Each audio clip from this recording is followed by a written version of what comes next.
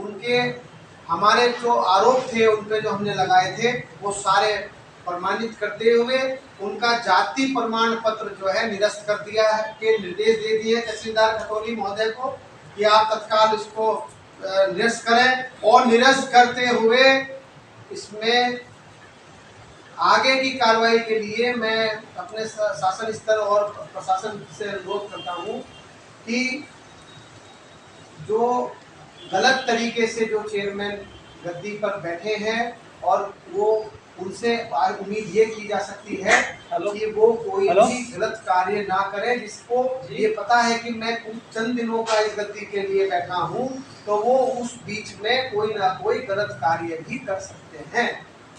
तो उसमें खतौली का कोई अनित हो या कोई ऐसा कार्य हो जाए जो कल को उसकी भरपाई ना हो पाए, तो इसके लिए ये बहुत जरूरी हो गया है कि उन पे तत्काल रूप से हर प्रकार की रोक लगनी चाहिए।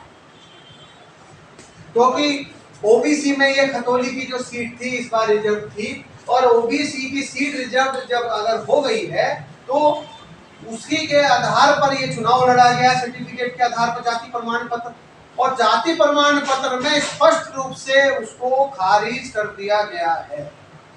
तो जो जिसका आधार ही चुनाव का निरस्त हो गया हो, जिस आधार पे चुनाव का प्रमाणिकता मिली थी, चुनाव लड़ने की और जीतने की, और सर्टिफिकेट मिला था निर्वाचन आयोग से, तो मैं समझता हूं कि वो अब कुछ बचता ही नहीं है उसमें कुछ कहने के। क्या तुम्हारा वहाँ चुनाव होंगे? देखिए, चुनाव होंगे या जो दूसरे नंबर का कैंडिडेट है वो चिन्हित होगा तो अध्यक्ष पद के लिए, ये तो आने वाला समय हमें बताएगा क्या होगा लड़ाई में।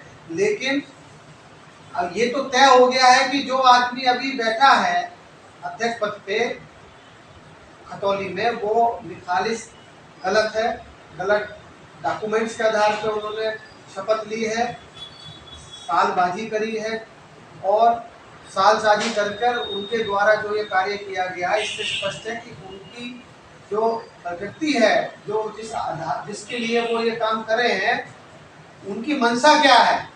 जब उनको खुद तो पता था कि मेरे कोई डॉक्यूमेंट्स कलाल जाति के नहीं है, उन्होंने जानबूझ के शासन प्रशासन और खतौली की जनता सभी लोगों के साथ एक बहुत बड़ी सोची समझी ठगी करी। लोकतंत्र की निखालिस हत्या है, ये भी कहा जा सकता है, क्योंकि हमें अपनी जाति का स्वयं पता है, हमारे कागजों में कुछ भी, लेकिन हमें स्वयं पता है। आपने जब आपको स्वयं पता है कि आपके पास कलाल जाति से संबंधित कोई एविडेंस और कोई डॉक्यूमेंट्स नहीं है, तो आप किस आधार पर लड़ाई लड़ना चाहते हैं और किस आधार पर आपने चुनाव लड़ा? किस जाति के है? देखिए, सवाल इस बात का है, हमारी लड़ाई ये थी कि ये कलाल जाति के नहीं है, और वो हमारे डॉक्यूमेंट से सिद्ध हो गया है कि वो कलाल जाति के नहीं। बाकी कुछ भी हो, कलाल जाति से संबंधित उनके पास कोई भी डॉक्यूमेंट नहीं है, और कोई भी अगर डॉक्यूमेंट होता तो वो जांच समिति के समक्ष रखते, लेकिन कोई भी डॉक्यूमेंट है ही नहीं कलाल जाति से संबंधित। और जो ये सर्टिफिकेट बना हुआ जाति का, वो कलाल जाति का बना हुआ है। अब वो अपने आप बताएं कि कलाल जाति के नहीं है, तो वो कौन सी जाति के है? सही। देखिए, जहाँ तक अधिकारियों की बात है, तो ये प्रशासन का और शासन का मैटर है कि वो उसमें क्या कार्रवाई करे, किस तरीके से करे। हमारी कार्रवाई, हमारी जो शिकायत थी वो हाजी शाहनवाज शेख के खिलाफ जी, वो लड़ाई कल की दिनांक में समाप्त हो गई है, अभी तक थी।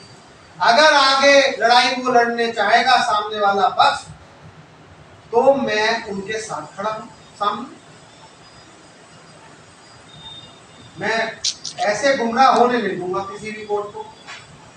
आगे निर्णय कोर्ट का है कि कोर्ट क्या निर्णय लेगी, लेकिन मैं तो एक बात कहूंगा, जब एक नीचे स्तर की लड़ाई और सबसे महत्वपूर्ण लड़ाई जो कि जिले स्तरीय है, जिलाधिकारी महोदय के स्तर से है, जिला कमेटी के स्तर से है, जिनके हाथ में जारी करने का अधिकार और निरस्त करने का अधिकार है, जब उन्हीं लोगों ने ये मान लिया है कि ये जाति प्रमाण पत्र गलत बना है, तो आप एक चीज की कैसे आशा कर सकते हैं कि कहीं भी उनको न्याय मिलेगा? मुझे लगता है नहीं मिलना चाहिए। क्योंकि जो जारी करने वाला अधिकारी है, जो जारी करना जानता है वो निरस्त करना जानता है, तो जो जारी करने वाला अधिकारी और निरस्त करने वाला अधिकारी जिला स्तर से है। और जब उन्हीं लोगों ने इसको प्रमाणित कर दिया है कि ये फर्जी है और इसको खारिज किया जाता है, तो मैं समझता हूं अब इसमें कुछ और नहीं बचता इस लड़ाई में। लेकिन उसके बावजूद भी अगर वो कहीं प्रयास करेंगे आगे जाने का, तो हम लोग वहां पे खड़े हैं, उन कोर्ट्स में, उन सम्मानित कोर्ट्स में हम लोग उनके सामने खड़े हैं। आपके प्रत्याशी के अलावा और प्रत्याशी भी चुनाव लड़ते खतौली से, तो क्या वो लोग भी आपके साथ में हैं इस लड़ाई में?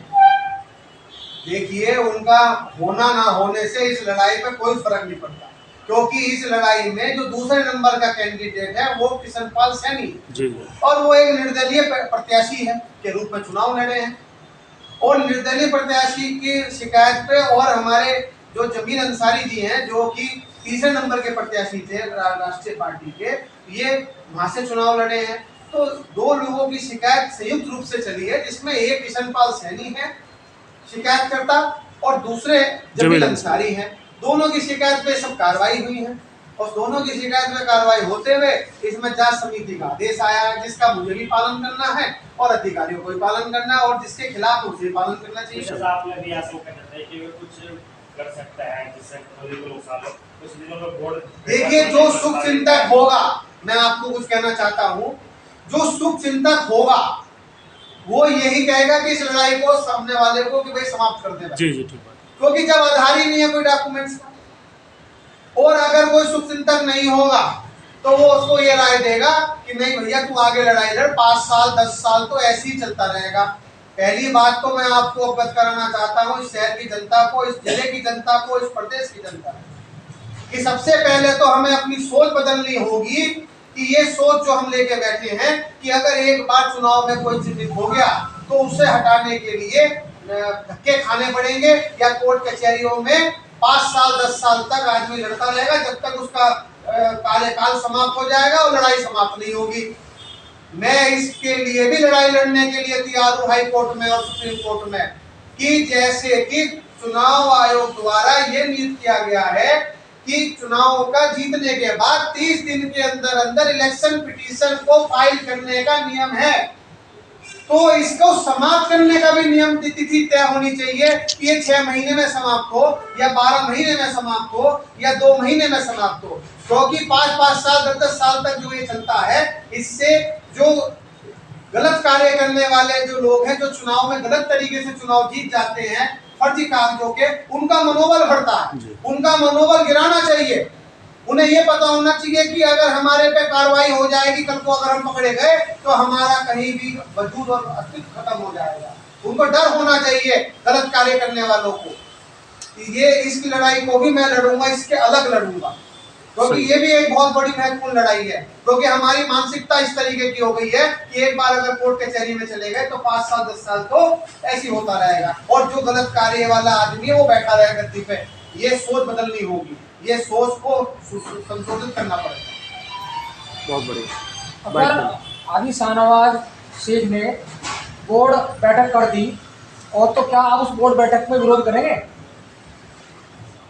तो यार इस लड़ाई से है नहीं नहीं है। आप इस डिसीजन आने के बाद और सीट